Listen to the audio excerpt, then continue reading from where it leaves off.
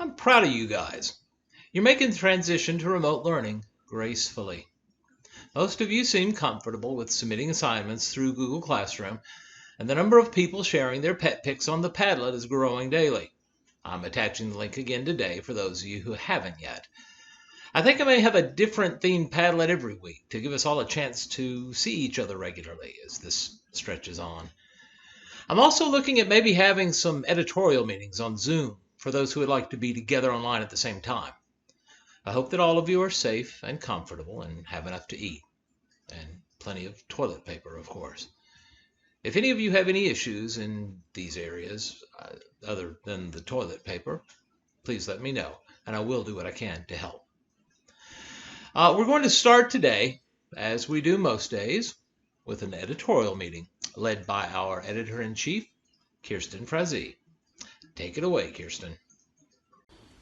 Hi everybody, hope you're all doing well. Welcome to our editorial meeting featuring my messy room. So I know this isn't really what we're used to, but we're just gonna have to make the best of it while still staying safe and healthy. So for this week, we're going to be doing an LQTQ writing assignment. Each reporter is going to write a story on the community dealing with the coronavirus right now. And not even necessarily like wash your hands, don't touch your face, stay inside. Just more of like more lighthearted. Like activities you do while you're in self-isolation. Like I've been coloring a lot. And I know yesterday my family, we did golfing in our backyard because the weather was nice. So just kind of like activities people are doing to kind of keep themselves busy during this time because it's pretty not fun. I know there's also a distillery that's making hand sanitizer to give out to people, which is really cool. So someone can try and set up an interview with them. So just set up an interview with someone like via email or FaceTime. Probably not in person because that's the exact opposite of social distancing. But if you have to do it in person, like stay 6 feet apart, like please. And just kind of see what they're doing during this time.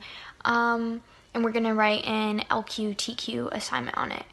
I miss you all. If you have any questions, you can text or email me, or if you've got my social media, you can hit me up through there, or you can email Mr. Nichols.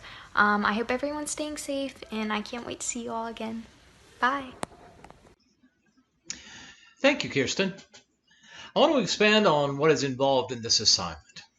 I think we're all feeling a bit detached from our community with school social distancing and remote learning, and we on the newspaper staff have a unique opportunity to help show everybody that they are not alone, that we're all in this together, and that we're coming up with inventive ways to keep ourselves busy, keep ourselves positive, and keep ourselves healthy and happy. We need to highlight stories of students or of community members, faculty members who are doing just that. We need to focus on human interest stories that make us feel good in a time when many people are feeling stressed and scared. So I want you all to put some serious thought into your interview subjects and the angle from which you tell their stories. But the stories themselves need to be anything but serious. They need to be uplifting and funny and comforting and empowering. They need to make people say, hey, looking at that person's story makes me feel like things aren't so bad after all. I'm assigning the interview notes form on the Google Classroom to each of you, so you will not need to make a copy. Just use the copy you get when you go into the assignment. Think about who you want to interview. You may contact several people to get ideas, during which an angle to the story should emerge naturally. Don't go out and talk to people in person, though, please. Use email, texting, FaceTime, Hangouts, whatever you like, just as long as it's virtual and not in person. We want to bring happiness to others, not expose you to illness. Once you have a subject who has agreed to the interview and an angle for the story, write the questions on the interview notes form. Type over So you question 1, just type over that. I just put that there so you can see where to put your question. And then question 2, etc. Type over it and put your actual question there. Leave the answer slots right there. Leave those alone for now. Eventually, you're going to submit these questions to me. I'm going to look them over, maybe suggest some changes or not, then return them to you approved, and then you take the questions and actually conduct the interview. Now, if you prefer to do all this in paper, that's fine too. You can take a picture or scan your paper questions, insert the picture as an image. You just go up here, insert image, and you can upload it from your computer or your drive, wherever you got it. But just take a picture of the questions. Make sure it's clear enough I can read it. And insert that picture as an image on the interview notes form and submit them that way. Remember to write 5 W's and H questions. Remember to write open-ended questions, which means they can't be answered with a yes or no. You want long answers. Remember to write questions that prompt your subject, give you good quotes that'll allow you to write a great, uplifting story that will bring joy to your fellow students and to your community.